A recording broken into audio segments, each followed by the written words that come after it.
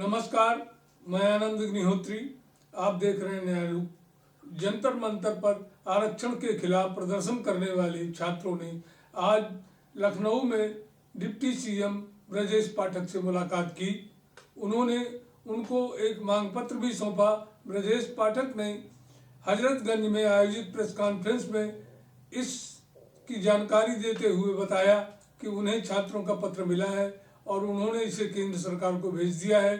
2 दिन बाद केंद्रीय मंत्री से उनकी वार्ता होने वाली है।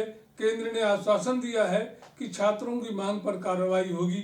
देखिए हमारे संवाददाता अनिल कुमार सैनी की एक रिपोर्ट। हम 2 दिन बाद आपके समक्ष करेंगे। हम दोनों ने बात रखी है।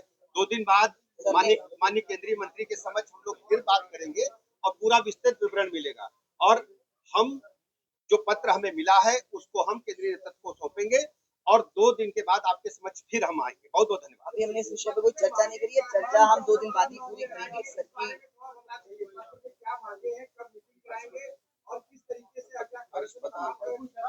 मैं पढ़ देता हूँ।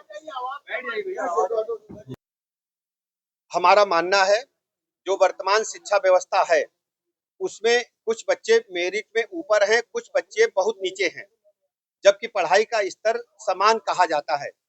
हमारे आंदोलन का मुख्य मुद्दा है सभी छात्रों में बौद्धिक क्षमता का समान विकास हो, जिससे आगे के प्रोफेशनल कोर्स में समान अवसर मिल सके।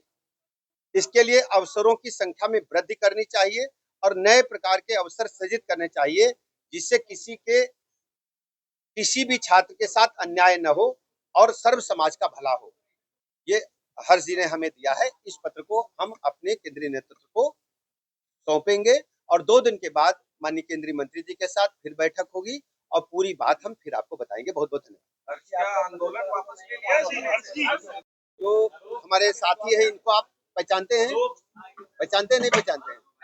ये हमारे छोटे भाई आदरणीय हर्ष दुबे जी और ये आदरणीय हमारे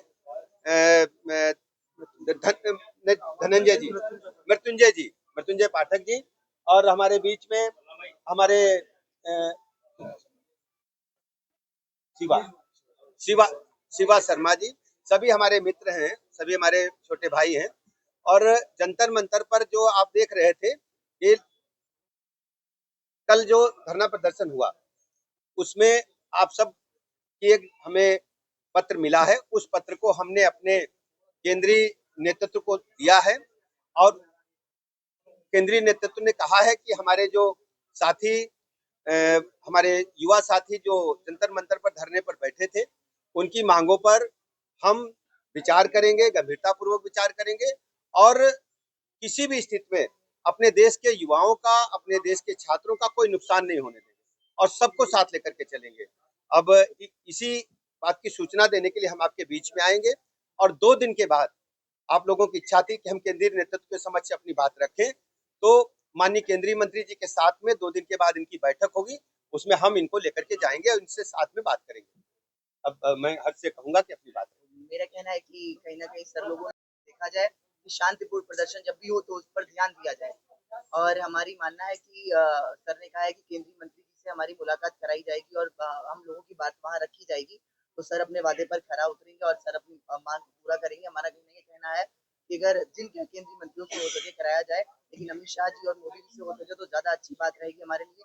लेकिन फिर कोई भी मंत्री हो, सभी हमारे लिए बहुत रिस्पेक्टेड है और हमारा कहना है कि इस विषय पर एक बार गंभीरता से चर्चा करने की आवश्यकता है और क्यों हम इस विषय को पीछे छोड़ते जा रहे हैं, सिर्फ राजनीतिक षड्यंत्र बनाते जा रहे हैं। और सर का बहुत आभार है जो सर ने हम लोगों की बात को सुना और आगे तक पहुंचाया, क्योंकि सर ही हमारी बात को आगे तक पहुंचा सकते थे और कोई ऐसा जरिया नहीं था हमारे पास।